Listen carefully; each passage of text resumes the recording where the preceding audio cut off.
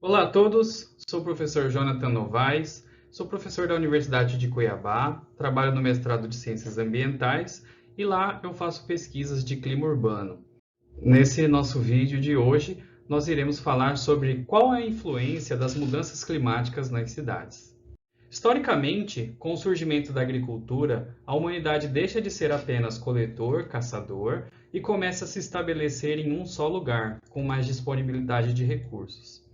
Então, conforme a gente foi desenvolvendo a agricultura, a humanidade conseguiu se estabelecer em um só lugar. E isso permitiu que a gente, como humanidade, desenvolvesse tecnologia, que nós aumentássemos, né, a nossa densidade populacional, e a partir do momento que a gente não precisa ficar caçando e procurando o nosso alimento, né, devido à agricultura, à pecuária, etc., a gente sobra mais tempo para nós como humanidade, para que nós consigamos desenvolver a ciência, desenvolver tecnologia e as consequências, né, da gente ter todas essas pessoas num lugar só, aumentando essa densidade, acaba mudando a paisagem natural e as consequências a gente está enfrentando nos dias de hoje, principalmente.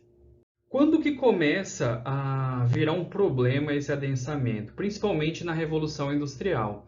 Com a Revolução Industrial, a produção de alimentos e o crescimento das cidades começou a aumentar numa escala muito grande. Então, a partir disso, a gente começa a utilizar outras fontes de energia, principalmente combustíveis fósseis ou combustíveis a partir de queima, como por exemplo o carvão, e isso começa a alterar, né, o meio ambiente, começa a mudar as concentrações de gases na atmosfera e isso começa a influenciar na vida da população. Outra coisa também que ocorreu é que com a Revolução Industrial foi preciso a geração de novos espaços para o crescimento das cidades, para esse adensamento populacional, também a madeira, né, para ser utilizada como combustível. Então, as paisagens naturais começaram a ser desmatadas para dar lugar principalmente às cidades. Inclusive, um fato curioso, se a gente pensar no nome do nosso país, né,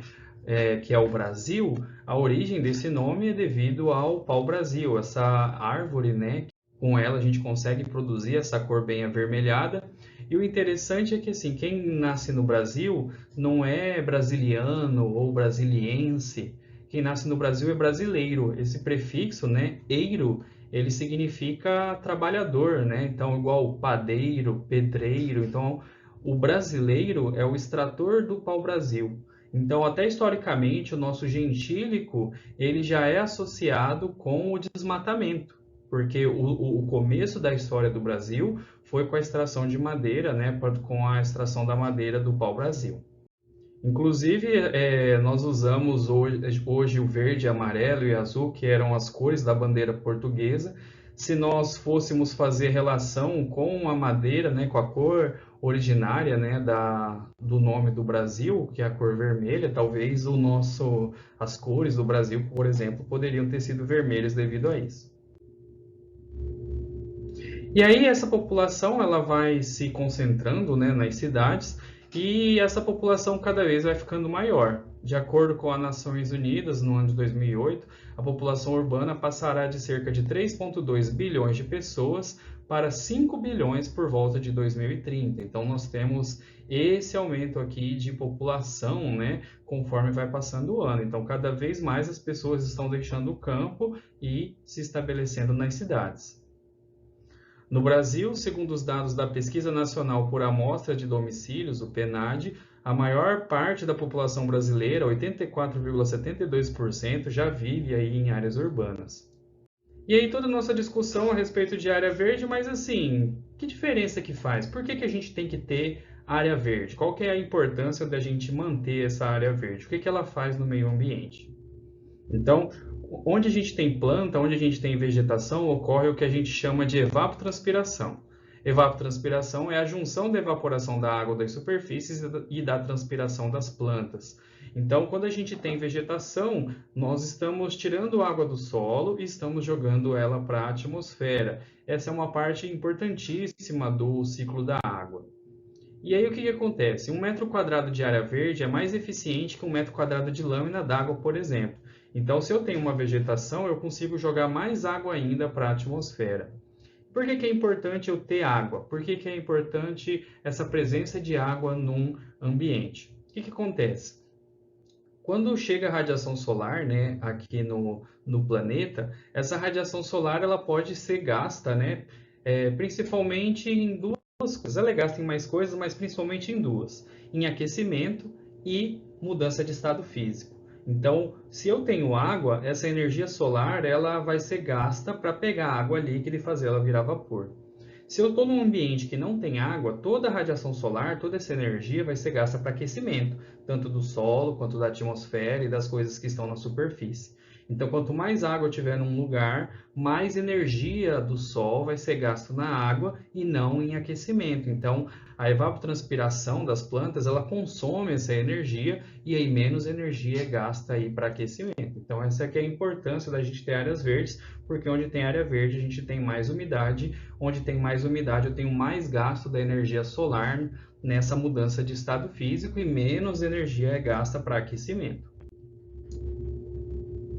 E aí esse adensamento populacional ele muda, né, a superfície e isso está diretamente relacionado com a temperatura de superfície. Então, se nós observarmos aqui nessa imagem, a região vermelha é o local em que a gente tem mais uso e ocupação, então são pontos mais densamente ocupados. E se a gente olhar aqui nesses círculos e quadrados A e B, a gente vê que a temperatura, né, é mais intensa nos pontos em que a gente tem mais construções. Se a gente olhar na imagem da direita e pegar os pontos agora que são pontos de regiões mais vegetadas, a gente pode observar aqui na temperatura que a gente tem um azulzinho aqui maior, né? Então, a temperatura é menor.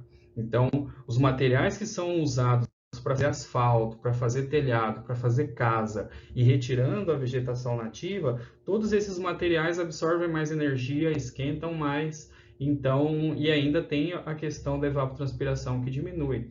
Então, tudo isso faz com que o local que eu tenho construções faz com que a temperatura seja maior. E aí, uma das consequências disso são os processos de savanificação e desertificação que nós estamos enfrentando aqui no Brasil. Se a gente pensar na floresta amazônica, ela é uma floresta de vegetação densa, de árvores altas, um local que a gente tem muita umidade. E o que vai acontecer? Conforme a gente está tendo desmatamento e queimadas, a gente diminui essa quantidade de vegetação da Amazônia. E isso faz com que ela deixe de ter as características dessa floresta alta, densa, com muita matéria, para ficar um local de vegetação mais espalhada, para ficar uma região de vegetação menos densa, com menos vegetação, com árvores mais baixas, que é uma vegetação que a gente encontra principalmente no cerrado. Cerrado, um outro nome que a gente pode chamar é de savana. Então, quando nós falamos que a Amazônia, principalmente na região ali de transição, né, do cerrado para a Amazônia, o local que a gente chama de ecótono, essa região do Brasil ela já está passando por esse processo de savanificação. Ou seja, eu estou deixando de ter uma floresta densa para ter uma floresta mais parecida com o cerrado. E aqui no cerrado, nós estamos tendo um processo de desertificação. Então, com a diminuição de precipitação aqui na região central do Brasil, a vegetação que antes era pasto ou árvores de menor tamanho estão começando a passar por um processo de desertificação. Então, a diminuição de chuvas faz com que a gente tenha menos floresta de cerrados e acaba tendo mais vegetação do estilo dessa terceira foto aqui. Então, se nós não frearmos o desmatamento e as queimadas, esse é um processo que está acontecendo no Brasil e está se intensificando, essa mudança da cobertura vegetal, da gente ter florestas e cada vez menos densas, mais baixas, devido a essa mudança aí de evapotranspiração, mudança de cobertura, tudo isso acaba influenciando em como que a energia é distribuída aqui no Brasil, principalmente. O problema das queimadas também é um problema que nós enfrentamos, né? E essas queimadas elas geram partículas que vão para a atmosfera. Essas partículas de aerossóis em suspensão na atmosfera, elas influenciam fortemente o balanço radioativo da atmosfera e o clima, a química da atmosfera, a visibilidade e a saúde das pessoas. E as nuvens de fumaça também atrapalham a formação de nuvens de chuva, prolongando o período de seca. Então, nós temos o costume no Brasil de fazer queimadas para limpar pasto, para preparar terreno, só que todo esse carbono que está preso ali em forma de pasto e árvores, ele vai para a atmosfera e nós temos também os aerossóis, e tudo isso na atmosfera ele aumenta o efeito estufa, ele absorve energia solar e isso acaba atrapalhando com que a precipitação amazônica, por exemplo, que ela chegue nas latitudes mais baixas, como no Cerrado, na região central do Brasil. Então, isso acaba influenciando nesse processo de desertificação que eu comentei anteriormente.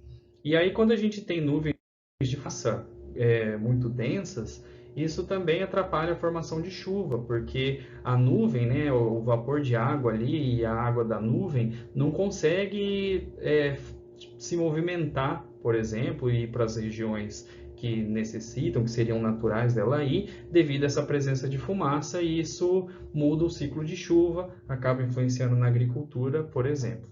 Então, esse mapa representa o mês de agosto de 2019, foi um mês que ocorreram, né, muitas queimadas ali na nossa região central, e a gente observa o quanto de material particulado que é formado numa escala do tamanho do continente, e tudo isso atrapalha essa formação de chuva, atrapalha a questão da respiração, então influencia na saúde das pessoas. Então, esse é o problema, né, das queimadas, de nós estarmos lançando material particulado na atmosfera.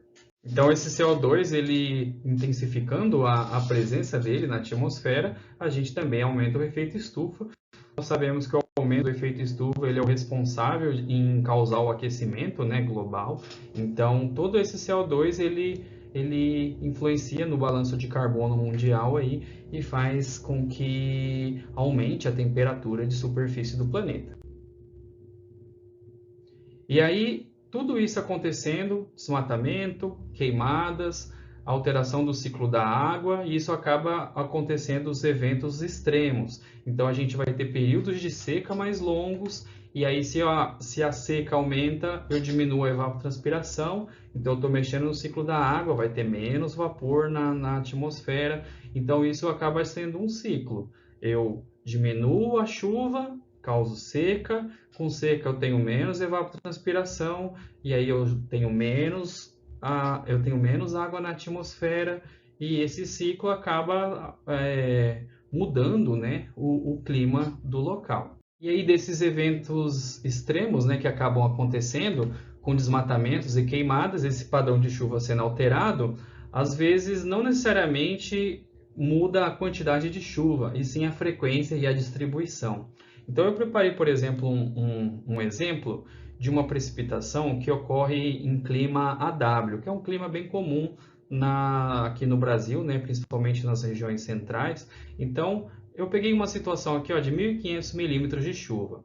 Então, espalhados aí no decorrer do ano, o mês de março é o mais chuvoso, no meio do ano aqui, que é o inverno, a gente tem menos chuva. Só que com essas mudanças climáticas, a gente muda a frequência das chuvas. E essa chuva que deveria ocorrer espalhada, né, no decorrer do ano, ela acaba acontecendo toda de uma vez. Qual que é o problema disso? Eu tenho uma concentração muito grande de chuva, então isso prejudica a agricultura, que precisaria ter umidade o ano inteiro. Isso também atrapalha as cidades, porque vai aumentar a frequência de alagamentos, porque as cidades, às vezes, elas não estão preparadas, né, para absorver toda essa água que vai cair de uma vez. Então, mesmo que chova o mesmo tanto, igual nesse exemplo, 1.500 milímetros nas duas situações, às vezes não é interessante que caia tudo de uma vez. Se cai isso é mais espalhado no decorrer do ano, é mais fácil, né, para a gente lidar com essa quantidade de água que está caindo.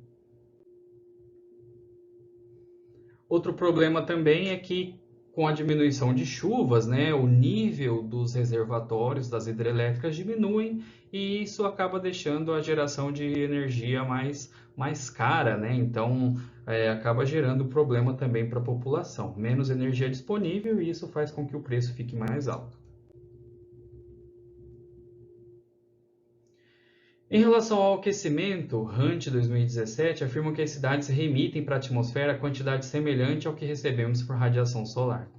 Então, as cidades recebendo essa energia, né, que está chegando, ela vai absorver e ela acaba reemitindo, né? E se nós temos uma atmosfera que está com mais concentração, uma maior concentração de CO2, por exemplo, isso vai acabar aumentando o efeito estufa. Como exemplo, foi feita uma pesquisa, né, aqui em Cuiabá, e nós estimamos que 4 vezes 10 a 9 joules por metro quadrado chega de radiação aqui por ano. Então, essa quantidade daria para acender uma lâmpada de 60 watts por mais de 2 anos, e isso por metro quadrado. Aqui em Cuiabá, por exemplo, a gente tem 3.000 km² de área.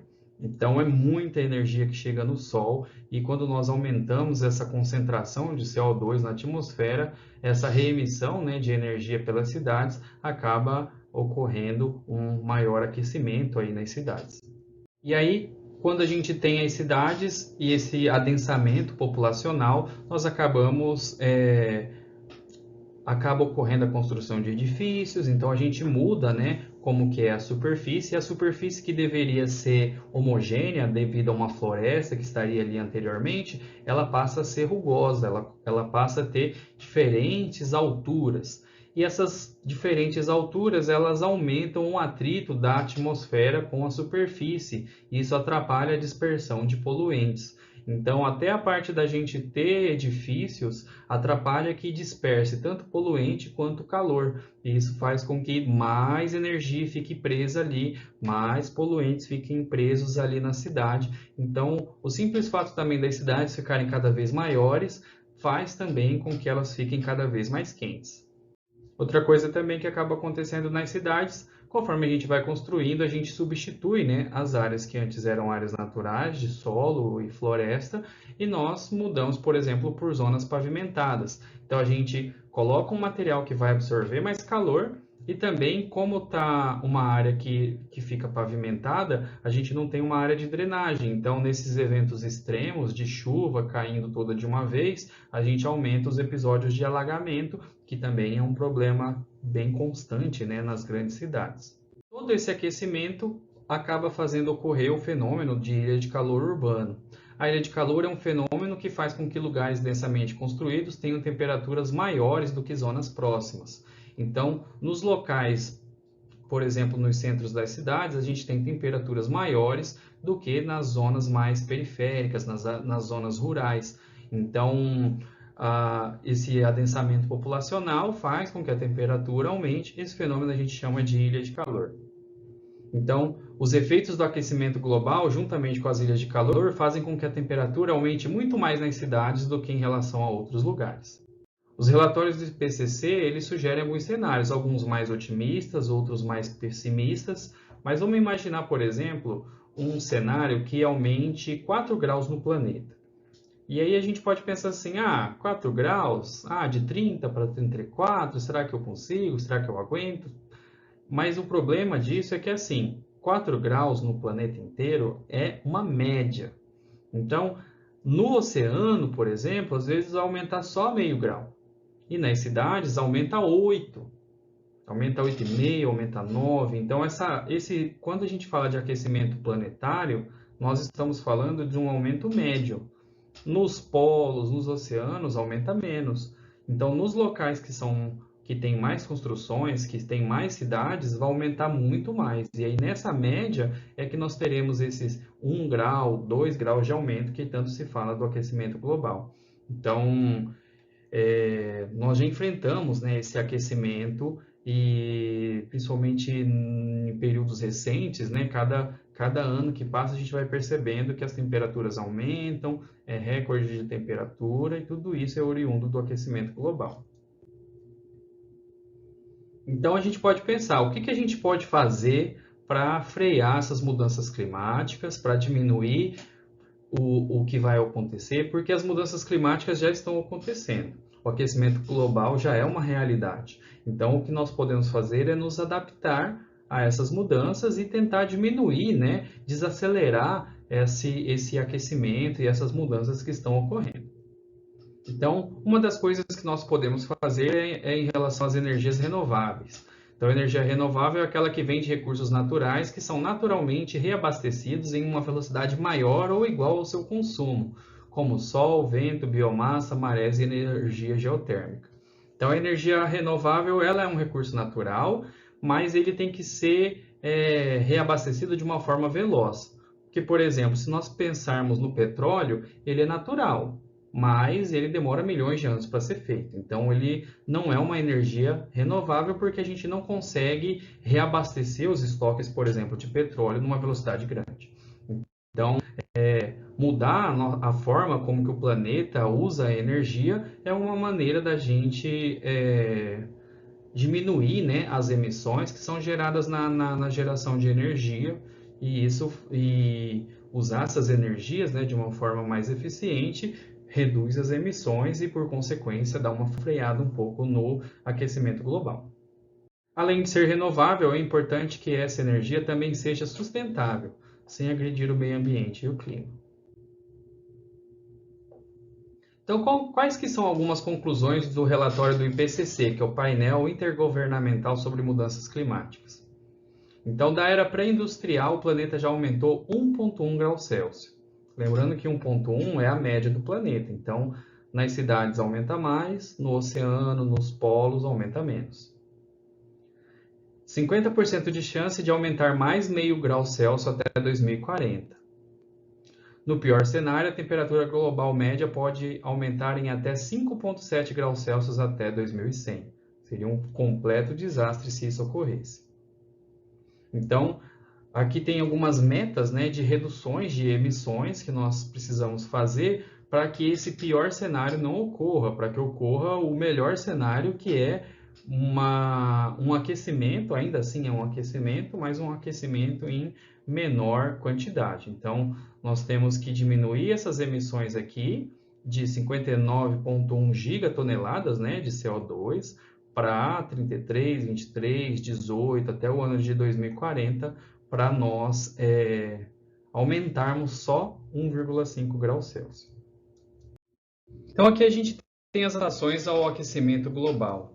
Capacitações, gerenciamento e planejamento, prática e comportamento, política, informação, estrutura física, sistema de observação e alerta, infraestrutura verde, financiamento e tecnologia. Em relação às capacitações, é até o que a gente está fazendo aqui hoje, né? Desenvolvimento de recursos humanos, treinamentos, congressos, workshops, divulgação pública, redes sociais. Então, todo esse conhecimento gerado na academia tem que chegar para a população. Tem que haver discussões a respeito de mudanças climáticas, as pessoas têm que entender a importância de se cuidar do meio ambiente, então é importantíssimo que coisas como essa de divulgação científica ocorram não só para a academia, nas universidades, mas para toda a população. Gerenciamento e planejamento. É preciso que ocorra o desenvolvimento de planos de adaptação das cidades, que sejam diversificados os meios de subsistência, como, por exemplo, a escolha de alimentos mais adaptados ao clima, mudança do padrão de consumo. As cidades precisam ser planejadas, então, na hora do projeto da expansão das cidades, já precisa ser pensado o que eu posso fazer para que essa cidade seja adaptada ao clima, para melhorar a condição das pessoas que viverem nessa cidade. Prática e comportamento. Precisamos aprender novas práticas de manejo de solo para deixar mais eficiente a produção de alimentos, a questão da seleção dos animais, animais que sejam mais resistentes ao clima, o comportamento, por exemplo, de coleta de água de chuva. Então, cada residência, por exemplo, poderia também fazer isso. Então, são diversas práticas e comportamentos que a população, a indústria pode fazer para melhorar nesse sentido de práticas e comportamento, de como que trabalha, né, com essas coisas aí. Em relação à política, nós precisamos de leis que protejam o meio ambiente e também precisamos que essas leis sejam cumpridas, que se apliquem penas para quem descumpra as leis. Então, a parte dos políticos, né, é importante que seja uma preocupação, um assunto que esteja sempre em pauta, para que de uma maneira governamental, né, possa ser cuidado aí do meio ambiente e trabalhado a questão das mudanças climáticas. O sistema de informação, então, precisamos de coleta de dados meteorológicos, precisamos conhecer quais são os locais de maior aquecimento, aonde que chove, como que está a relação de temperatura e umidade relativa dentro das cidades. Então, é preciso que no mundo inteiro aumente, né, a quantidade de estações meteorológicas. Essas informações podem ser também coletadas por sensoramento remoto. Então, o sensoramento remoto permite que façamos coletas de dados em áreas maiores. Então, também permite que a gente conheça as frentes frias, que nós conhecemos onde tem ciclone, onde tem mais umidade. Então, a parte de sensoramento também é muito importante. E aonde que nós iremos armazenar todos esses dados? Por isso que é importante a questão do banco de dados. Esses bancos de dados vão ser disponibilizados para cientistas, para a população ter acesso e aumentar, né, o conhecimento climático. A estrutura física das cidades precisa mudar, então nós precisamos de edifícios verdes, a gente precisa que tenha, né, mais verde dentro das cidades, o desenvolvimento de novos materiais, materiais que absorvam menos calor, que emitam menos calor, pensar na estrutura para armazenar a água da chuva para os tempos de seca, pensar em formas de melhorar a irrigação, no caso da agricultura, na utilização de água para animais. Então, toda essa estrutura precisa ser repensada para que a gente consiga se adaptar. Sistemas de observação e alerta, então, mesmo que nós consigamos receber esses dados, mas nós precisamos de formas de avisar a população. Então, sistema de alerta contra desastres, e sistemas de monitoramento em tempo real e que essa informação consiga atingir a população de uma maneira mais rápida. A infraestrutura verde no planeta como um todo precisa melhorar, então nós precisamos de forma urgente aumentar o reflorestamento. Cada árvore que está crescendo, ela está absorvendo carbono, então é uma forma de nós retirarmos o carbono da atmosfera e trazer de volta esse carbono para ficar armazenado em forma de planta, em forma de floresta. E não só nas florestas, mas dentro das cidades precisamos aumentar os parques, precisamos mudar as superfícies que são áreas não drenantes para áreas drenantes e de preferência que sejam áreas verdes, como gramados, como árvores, arbustos. Então tudo isso precisa ser aumentado dentro das cidades. Para fazer tudo isso que nós estamos comentando, precisa de dinheiro. Então, como que nós iremos financiar todas essas ações? Então, precisa que ocorra financiamentos voltados para a adaptação das cidades de mudanças climáticas. Precisam existir fundos de contingência para desastre. Então, já tem que ter esse dinheiro separado para na hora que ocorrer algum problema já possa ser aplicado. Pode também existir seguros contra desastres, contra eventos extremos. Então, tudo isso pode ser formas de gerenciar essa parte financeira para que a gente consiga usar aí nas mudanças climáticas.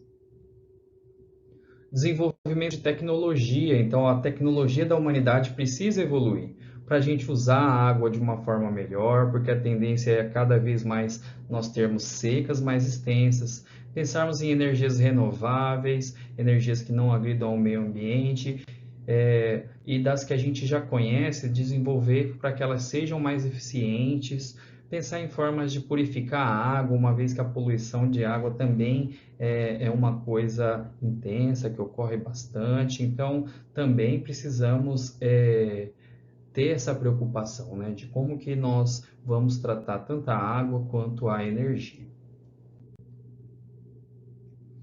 E é isso, pessoal. Assim eu encerro essa palestra, né, essa fala aqui com vocês.